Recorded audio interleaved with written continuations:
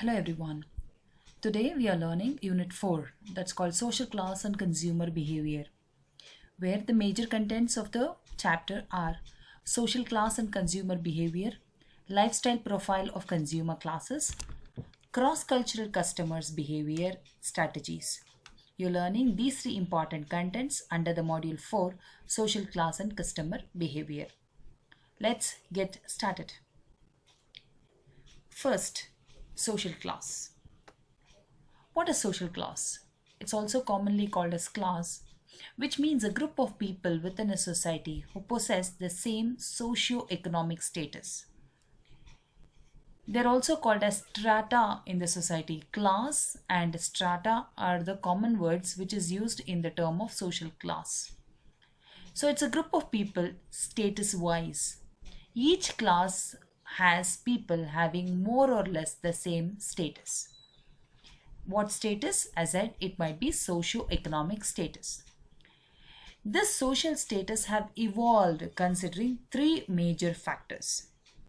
Number one, wealth. Number two, power. Number three, prestige. So these three factors have been evolved continuously and have given the social status.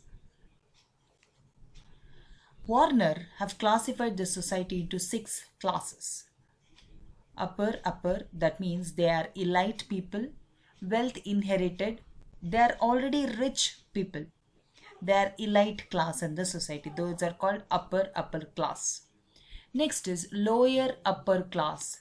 They are the first generation neo-rich. They are becoming rich now. Next is upper middle. They are financially stable, income of above average and successful professionals. Might be managers, senior manager, deputy managers, kind of these. Next is lower middle class, where they are called as non-managerial staff, might be example of traders, supervisors, etc. These comprise of a large class. Next comes upper lower. Largest class of wage earners and blue collar working class. The last one is lower class, where they are the lowest income group, unemployed and uneducated, and they work for daily wages. So there are 6 classes of the society what Warner have classified into. What are the lifestyle changes? For example, a person is in upper class. He will be having a good taste, graceful living, good things in life, individual expression, interest in art and culture because he is already in elite class. They are the quality merchandise, expensive hobbies they will have, and recreation, equipment, art, books, travel.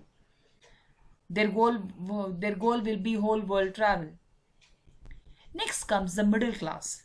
They are in the form of respectability, conformity, proprietary and social esteem. Their items in fashion and related to self-presentation. They are the one who look into good clothing as self-presentation in terms of in the faces of neighborhood and household items for children. Next comes working class. They are fun-oriented, unsophisticated taste. Their focus on possession and not on ideas. Newest appliances, sporting events, newest biggest items are their purchasing tendencies. Next comes lower class, where they have close family relationship, no interest in world affairs, neighborhood oriented and want immediate gratification. This is the lifestyle orientation of lower class people. The status symbol products enhancing self-esteem. They are the status symbols of prosperity, such as used suitcase, readily available products, etc. So in India, at least we can combine or classify the social class into upper class, middle class, working class and lower class. There are other people who would differentiate the society into upper, middle and lower class. Here we have added working class as one of the important classes. What is the influence of social class and customer behavior? That's important for us. Social class have a profound effect on a consumer's spending habits. For example, if you're rich, you would be elite. Your purchasing habits is different from the lower class, from the working class. Yeah. Perhaps the most obvious effect is the general level of disposable income of each social class, because the disposable income of each class is different from other. Generally, the rich have the ability to purchase more consumer goods than those with the less income and those with the goods of higher quality. There is also a distinction in types of goods purchased. For example, the upper class tend to be the primary buyers of fine jewelry and often shop at exclusive retailers. But not what happens with the middle income and the lower income group? They are not into the primary elite buyers. The lower class, in contrast, are much more concerned with the simply getting by. They focus more on necessities. Rich people focus more on the status. Yeah. Next concept, we have something called as lifestyle. What is lifestyle? It's one of those terms that we understand intuitively but may find a difficulty coming with our own definition.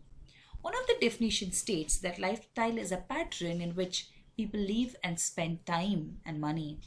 So how people live, spend time and money is the one which comprise the meaning of lifestyle. This definition is useful for marketers because it casts lifestyle in terms of consumption pattern.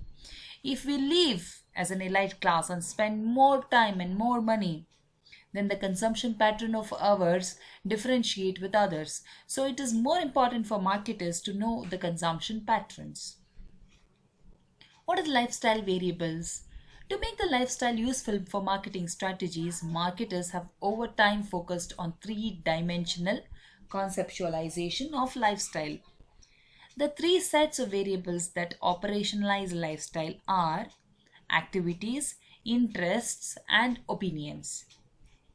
In other words, what consumers do, that calls activity, what consumers like, that called interest, and what customers think are called opinions. So these are the three words which operationalize lifestyle of a person.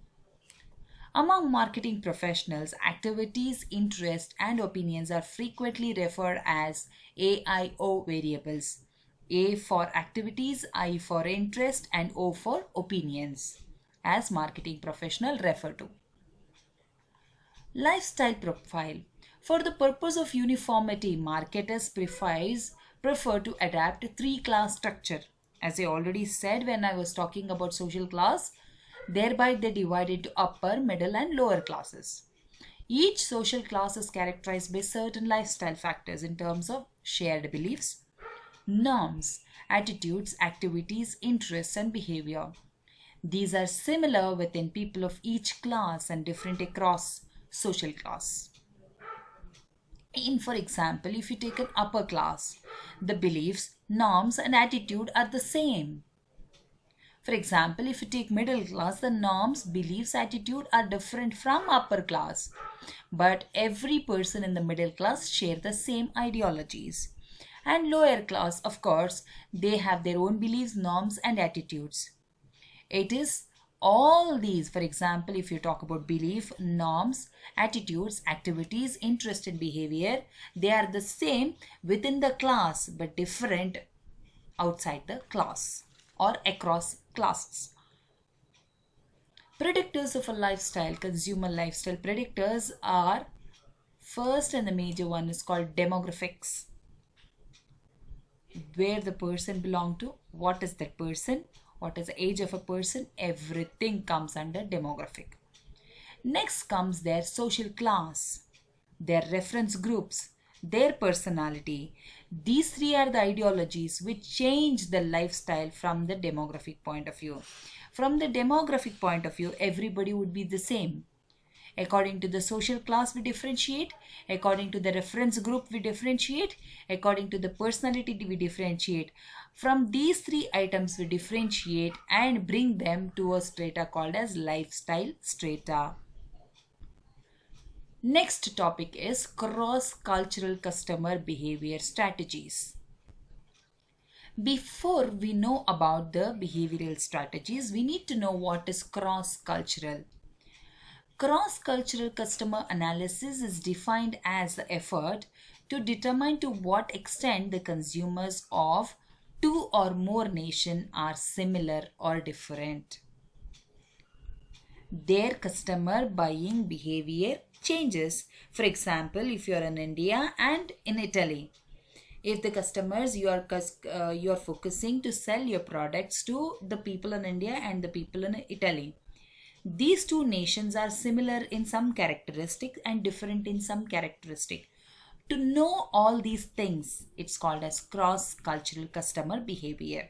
A marketer, while marketing, he is not marketing to the local market. He always aims to sell it into the international market, and that international market needs to know what are these two nations or more nations are similar in nature or different in nature while selling up of the products. A major objective of cross-cultural customer analysis is to determine how customers in two or more societies are similar or how they are different to each other. Cross-cultural customer analysis as the effort to determine to what extent the customers of two or more nations are similar or different. So we come to the conclusion that what is cross-cultural customer behavior? A cross-cultural customer behavior is to know that whether people in one or two or more nations, whether they are similar in nature or different in nature. For the comparisons are usually made by analyzing statistical, typological, and content aspects of the cultural. So what are these three categories? The first one is statistical, what the demographics of a population are, what kind of people they are.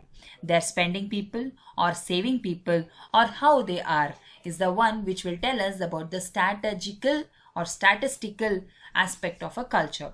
Next comes the typological aspect of a culture. What cultural types may be identified? How many cultural varieties are there? Are there any major cultural types and what are its ideas? The third one is content-based or content aspect of culture. What kind of values or norms people accept and live by? For example, as I said, people in India and people in Italy do not have the same kind of values or do not have a same kind of norms, and they do not accept and live by in the same norms. They are different to each other. So comparisons are usually made by analyzing three contents. The first one is statistical, the second one is typological, and the third one is content-based. Market expansion strategies under cross-culture. How do you expand your market?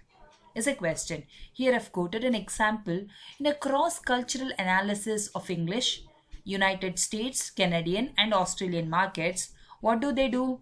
They will check whether can I sell the same product with the same promotion for all these markets, or same product with the different promotional strategies for these kind of markets, or different product with the same promotion for all these markets, or at last different products and different promotional strategies are required for these kind of markets. They would subdivide the countries or they would subdivide the culture and find out whether they are supposed to sell the same product, different product, same promotion or different promotion in these four types. I hope that you've understood the topics which I explained you today, and thank you for the patience listening.